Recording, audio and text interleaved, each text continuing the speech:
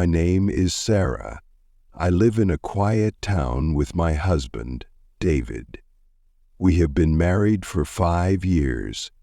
Our life is simple but happy. David works as a mechanic and I run a small bakery in town.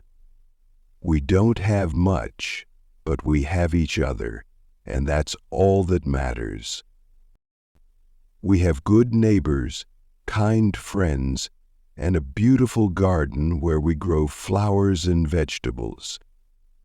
Every evening, David and I sit outside, drink tea, and talk about our day. It's my favorite part of the day. One day, something unexpected happened.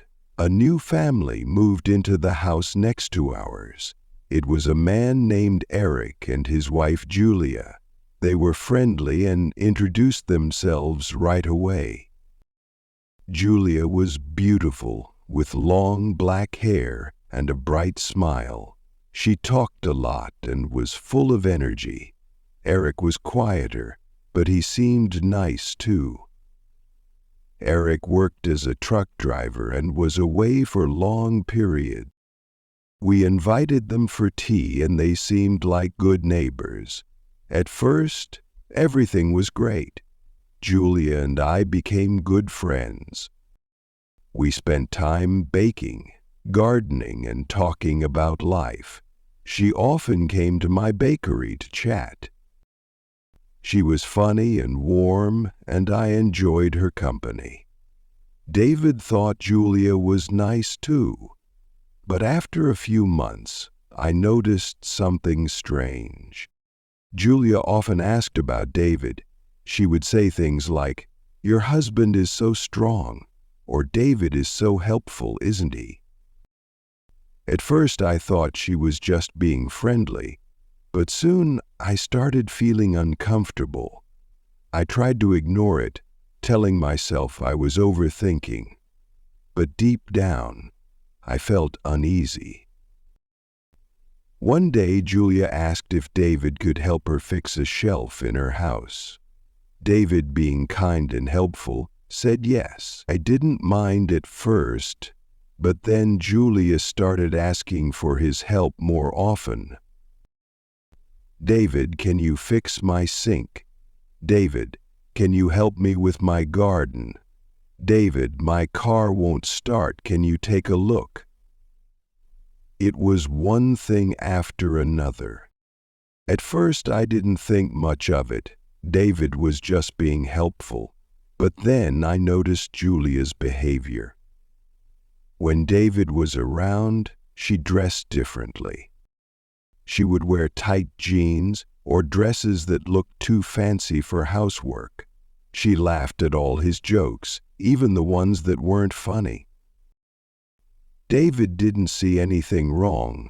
He thought he was just being a good neighbor. But I couldn't shake the feeling that Julia was trying to get too close to him. Julia kept asking for David's help. One day I asked David about it. "Why does Julia always need your help? Doesn't she have anyone else to call?" David laughed. "She's just lonely, Sarah. Her husband is gone most of the time. I'm just trying to be a good neighbor." I nodded but didn't feel any better. The next week, Julia invited us over for dinner. I didn't want to go, but David thought it would be rude to say no. During dinner, Julia barely spoke to me. She kept asking David questions about his work and hobbies. She even laughed loudly at everything he said, even when it wasn't funny. Eric came back for a week. During that time, Julia didn't come to our house, and she didn't ask for help. After a week, Eric went back to his work. Julia started asking for help again. I didn't like that. Something bothering me. I didn't feel good with Julia's behavior. One evening I told David how I felt. "I think Julia's asking for your help too much," I said.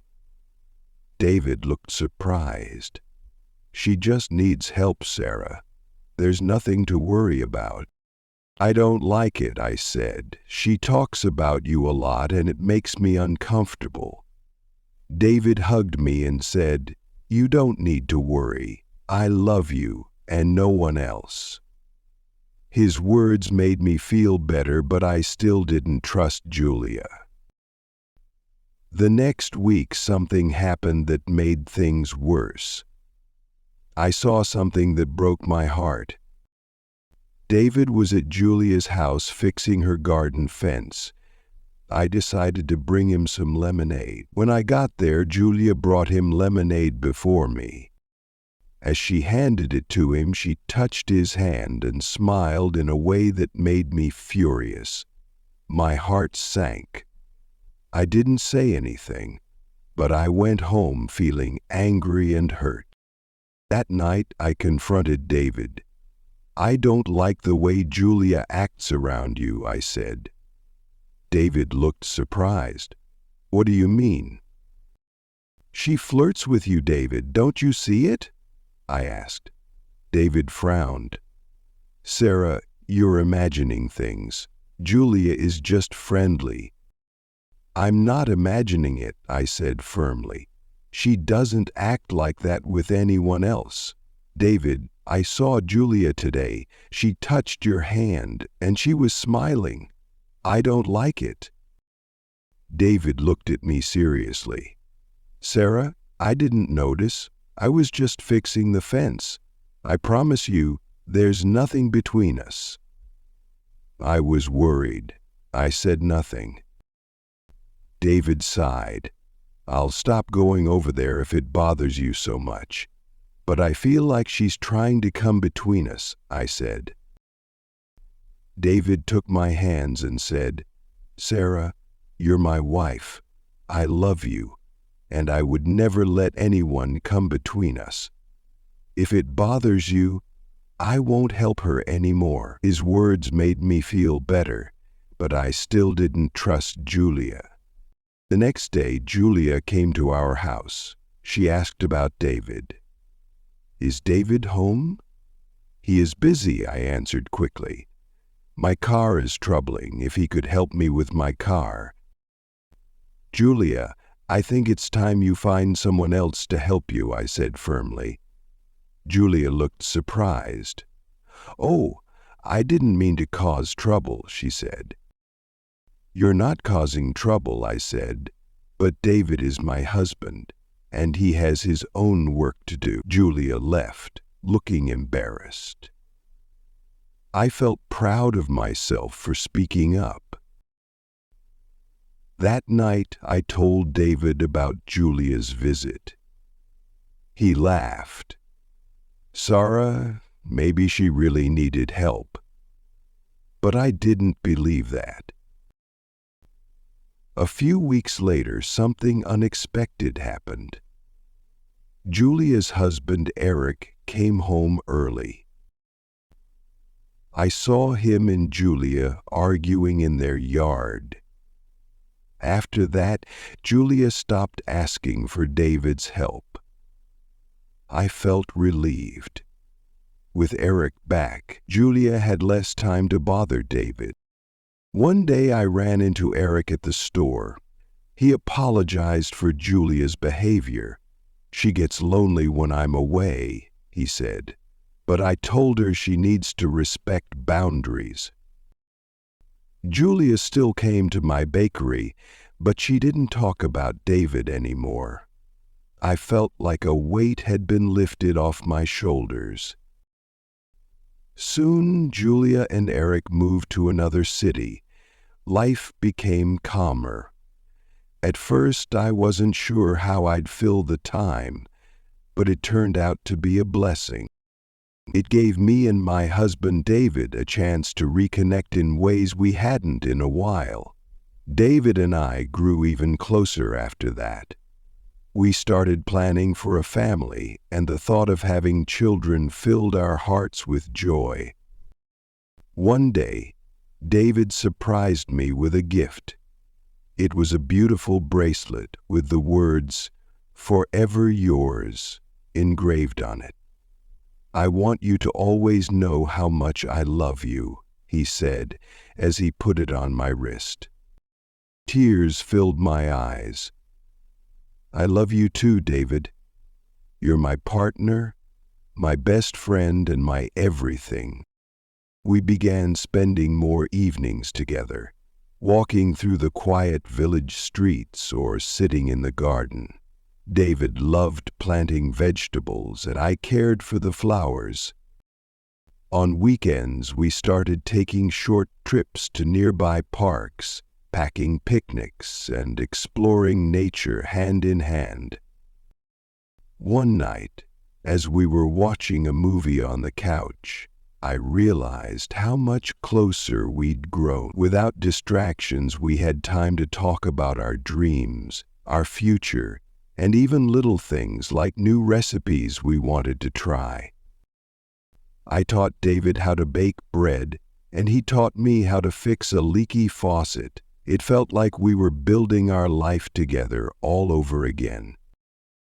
A few months later, we noticed a moving truck pull up next door. A new family was moving in, a couple around our age with a little boy and a dog. Their names were Clara and Ethan. They seemed kind and cheerful, and their son Max was full of energy. We invited them over for tea one afternoon, and Clara brought homemade cookies. They told us about their move from the city and how they were excited to live somewhere quieter. David and Ethan bonded over gardening, and Clara and I talked about books and recipes. Over time, we became good friends with our new neighbors. Max often played in our yard, and their dog, Buddy, quickly became everyone's favorite. Unlike Julia and Eric, Clara and Ethan felt like a perfect fit. They weren't just neighbors, they became part of our little community. Life settled into a peaceful rhythm. I was grateful for the fresh start, not just with the new neighbors, but with David too. Sometimes, all it takes is a little change to remind you of the things that truly matter. In the end, I learned an important lesson. Communication and trust are the keys to a strong relationship. And I was grateful every day to have a husband who loved me as much as I loved him. If you enjoy the story, please like, subscribe, and share.